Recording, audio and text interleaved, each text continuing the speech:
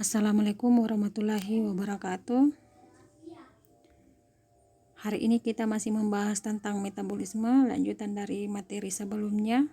Ibu selalu berharap semoga anak-anakku semua dalam keadaan sehat sehingga bisa mengikuti proses pembelajaran kita pada hari ini. Ini kompetensi dasarnya masih sama dengan pertemuan sebelumnya. Indikator pencapaian kompetensi. Kemudian tujuan pembelajaran kita pada hari ini. Materi pembelajaran kita pada hari ini khusus tentang anabolisme, ya. Jadi masih ingat tentang anabolisme yang sudah Ibu jelaskan? Ya, Ibu ulangi ya. Anabolisme adalah proses pembentukan senyawa sederhana menjadi senyawa atau molekul yang lebih kompleks. Contoh reaksi anabolisme itu adalah fotosintesis dan kemosintesis. Jadi yang pertama ya, kita ke fotosintesis dulu. Jadi bisa dilihat pengertian dari fotosintesis, yaitu suatu proses biokimia pembentukan zat makanan atau energi, yaitu glukosa, yang dilakukan tumbuhan dan beberapa jenis bakteri dengan menggunakan zat hara, karbon dioksida, dan air, serta dibutuhkan bantuan energi cahaya matahari. Jadi reaksinya bisa dilihat ini H2O. H2O ini berasal dari dalam tanah ya, dari akar. Kemudian CO2 dari udara itu bereaksi dengan bantuan cahaya matahari akan membentuk glukosa dan oksigen. Jadi oksigen ini dia kembali ke udara, sementara glukosa itu digunakan oleh tumbuhan itu.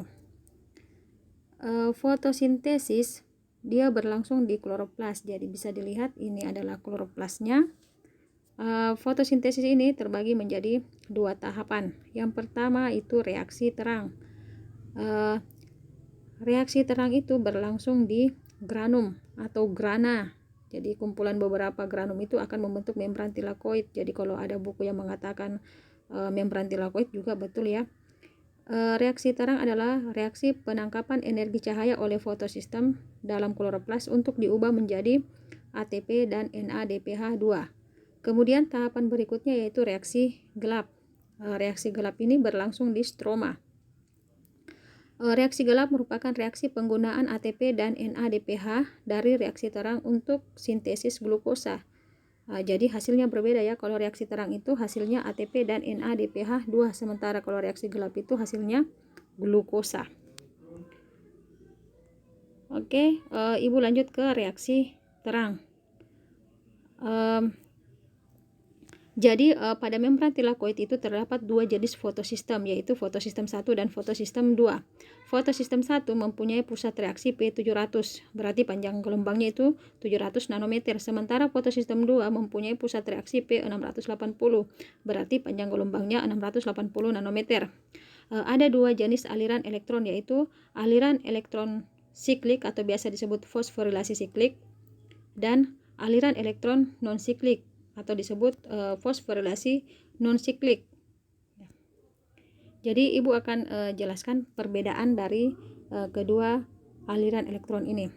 Jadi yang pertama, pada fosforilasi siklik itu dia hanya melibatkan fotosistem 1, sementara pada non-siklik melibatkan fotosistem 1 dan fotosistem 2. Kemudian perbedaan berikutnya, pada fosforilasi siklik itu dihasilkan ATP atau dibentuk ATP. Sementara pada non-siklik itu selain dibentuk ATP juga dibentuk NADPH2.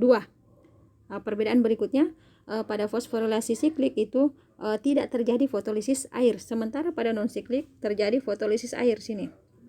Fotolisis air ini untuk menutupi kekurangan elektron pada fotosistem 2 ya. Oke, Ibu lanjut ke reaksi gelap. Jadi reaksi gelap ini biasa disebut siklus Kelvin ya. Ada 3 tahapan pada reaksi ini. Yang pertama fiksasi. Pada tahapan ini CO2 berikatan dengan RuBP. Bisa dilihat di sini 6 molekul CO2 ini dengan 6 molekul RuBP itu akan menghasilkan 12 molekul PGA ya. Kemudian masuk ke tahapan kedua, yaitu tahapan reduksi.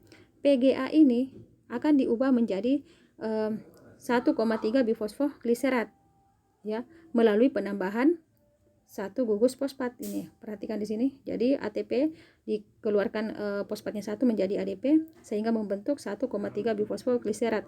Jadi molekulnya tetap ya 12. Nah, selanjutnya NADPH itu mereduksi 1,3 menjadi PgAl. Tetap jadi molekulnya tetap 12.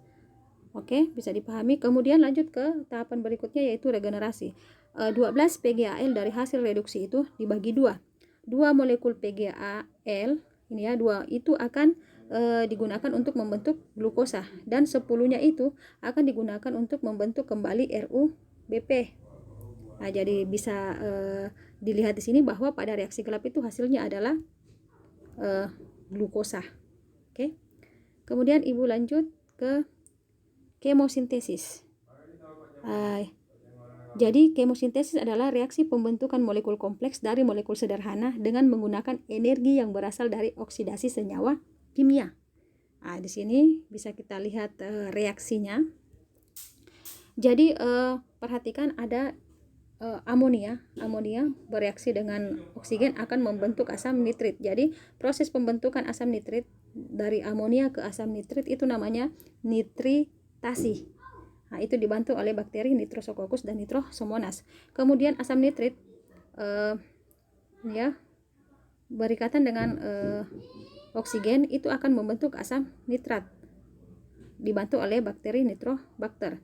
Jadi asam nitrit ke asam nitrat itu namanya nitratasi.